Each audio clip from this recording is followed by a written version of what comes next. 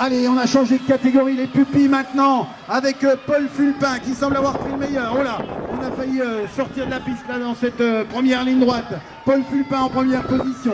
La deuxième place, elle est pour Golbet avec Inzo de Bruy. Pour la troisième position, et bien pour l'instant, c'est Sacha Léoto en troisième position. Malonkos quatrième. Ethan Lehoutre et Pierre Vautier sont au 5 et 6e rang, les deux bisontins. Allez, il va falloir s'accrocher là pour aller chercher la qualification. Toujours Paul Fulpin en route vers les quarts de finale, en compagnie donc d'Inzo de Bruy pour Golbet. Également en troisième position, et bien Sacha Léoto de Fanière et Malonkos qui va aller également se qualifier en prenant même la troisième place.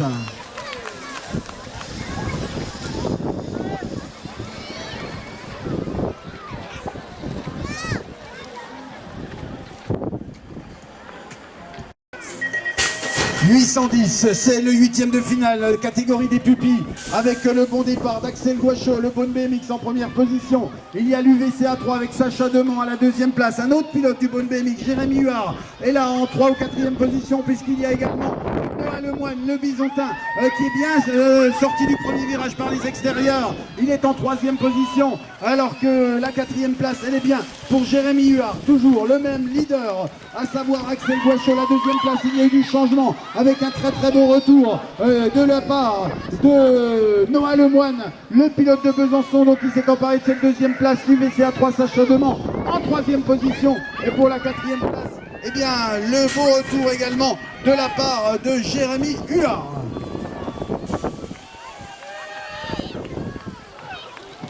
Allez, un nouveau 8e de finale. Est-ce que c'est Jules Barbet qui va prendre l'avantage? Oui, on a fait un bel intérieur là. Jules Lambert, il me semble, qui est là également présent pour Besançon. Jules Lambert donc en 2e position ou en première position? Non, à la première position c'est toujours Jules Barbet. La 2e place donc de Jules Lambert, la 3e place avec sa plaque 33. Il s'agit de Kevin Farcy de Cernay. Et pour la 4e place, eh bien c'est selon la chapelle Noah Potier. Il y a encore un autre bisantin qui est là, Malone Martelot. Et pour le moment, eh bien celui qui va s'imposer, c'est bien le pilote de Golbet, Jules Barbet. À moins que Jules Lambert ne revienne, non, il terminera à la 2e place.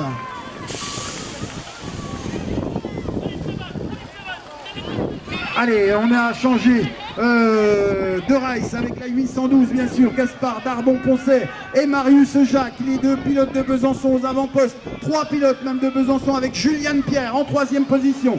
Allez, toujours le même leader, Gaspard Darbon-Poncet, Marius Jacques, la 3e place de Juliane Pierre, et pour la 4e position c'est Cornimont, Alex Gamin qui se dirige lui aussi vers les quarts de finale dans cette catégorie des pupilles, alors que c'est bien le trio de Besançon qui va s'imposer lors de ce 8e de finale, à savoir donc Gaspard Darbon-Poncet, Marius Jacques, Juliane Pierre.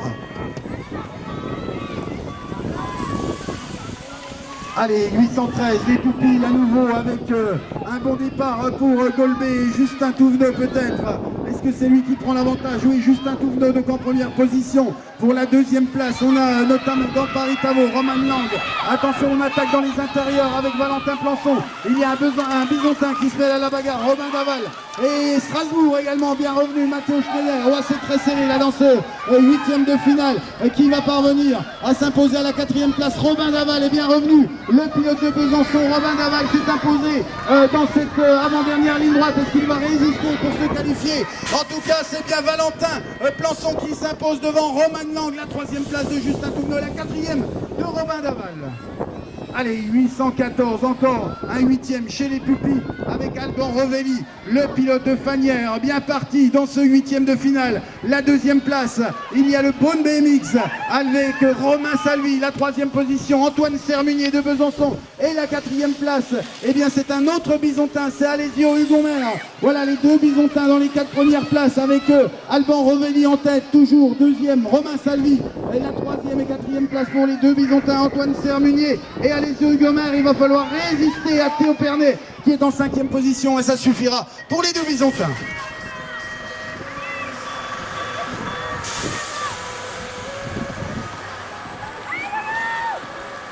Allez, 815, les pupilles toujours avec le Beaune BMX, non pas le Beaune BMX, le cycle Golbet en première position, c'est Evan Henriot en première position. La 2e place, avec sa plaque 34. Milo Paget, c'est le club de dans Paris-Tavaux. Besançon en 3e position. Et il s'agit de Mathis Lemoine à la 3e place. Et dans Paris-Tavaux, Paul Bois est là également, bien placé. Il y a deux pilotes de Besançon, Lucas Montini qui est là, Axel Salis.